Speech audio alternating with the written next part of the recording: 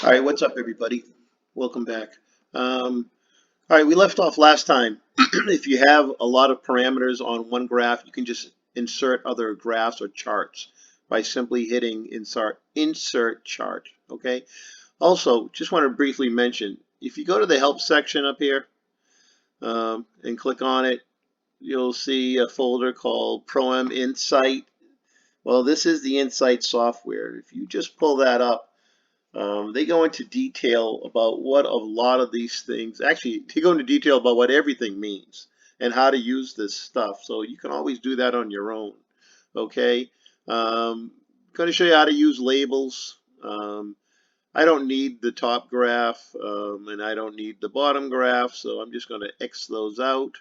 I'm going to close them out just by clicking on the box, the X box. So let's say we're looking at this graph right here. We have spark advance, boost, and RPM. You can just add labels.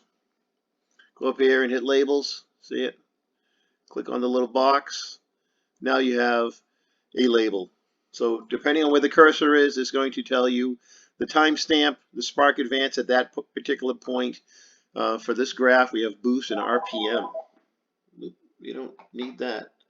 Okay. Excuse me.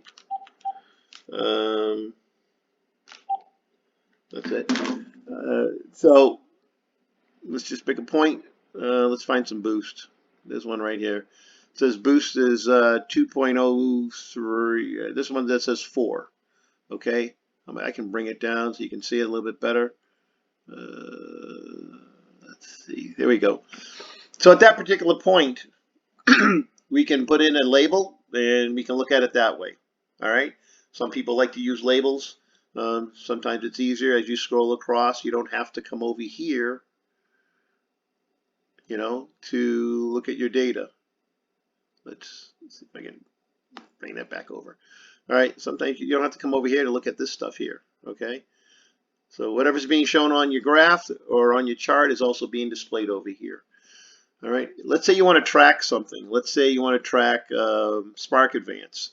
You want to. This is very important when you do. You want to see what your timing curve looks like, especially at a wide open throttle. So all I did was click the little box right here that says track, and I want to track spark advance. All right. I'm going to pull up the table that I want. And the table I want is, it's under Spark, it's under Run, it's my Boost Spark table, and I'm just going to drop it right here. As I move my cursor around, you can see these cells are being highlighted.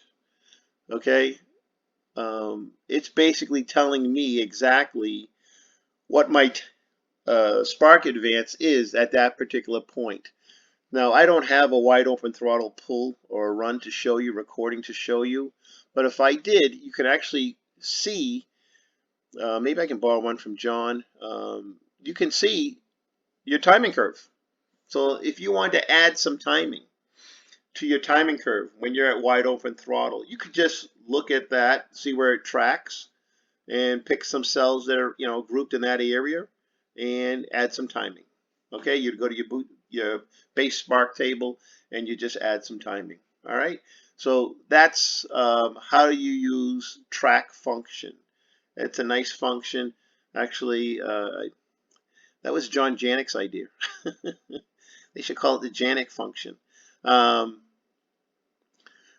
that's just another way of doing it. Okay, so you have a couple different ways. You can add charts. You can use your labels. You can shut channels off. Those are just a couple of different ways how you can look at data, all right, that you recorded. Okay, I hope there's no questions on that. That's fairly, easy. I don't think there's anything hard to do there. So if you guys have any questions, just let me know. All right. Thank you.